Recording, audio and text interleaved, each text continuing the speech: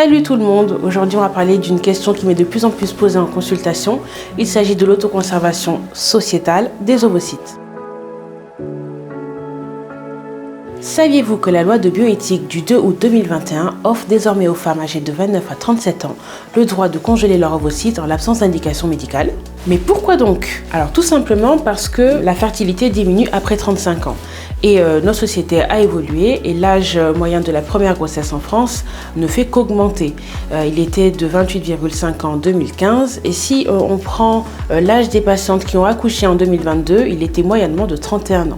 Quand on a donc un projet parental lointain ou incertain, on a la possibilité de discuter d'une préservation de la fertilité en congelant ses ovocytes. Il faut savoir que la chance de grossesse va dépendre du nombre et de l'âge auquel les ovocytes ont été prélevés et qu'il est impossible de garantir le succès de cette procédure. Quelles sont les étapes? Vous allez commencer par une consultation dans un centre d'assistance médicale à la procréation, au cours duquel on va vous prescrire un bilan hormonal et une échographie. Il faudra ensuite voir le médecin anesthésiste et vous allez pouvoir commencer votre stimulation ovarienne. Vous allez donc devoir faire une injection par vous-même tous les jours pendant 12 jours et pendant cette période, vous aurez une surveillance échographique et biologique.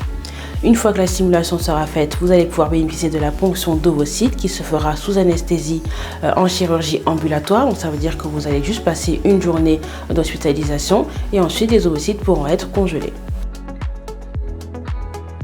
Qu'est-ce qui va ensuite se passer? Une relance annuelle va être envoyée à la patiente pour savoir ce qu'elle souhaite faire des ovocytes qui ont été congelés. Il y aura alors 4 options.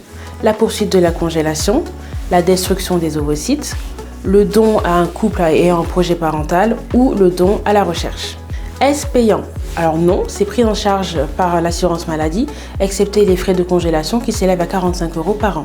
Et voilà, vous connaissez les grandes lignes de l'autoconservation sociétale des ovocytes.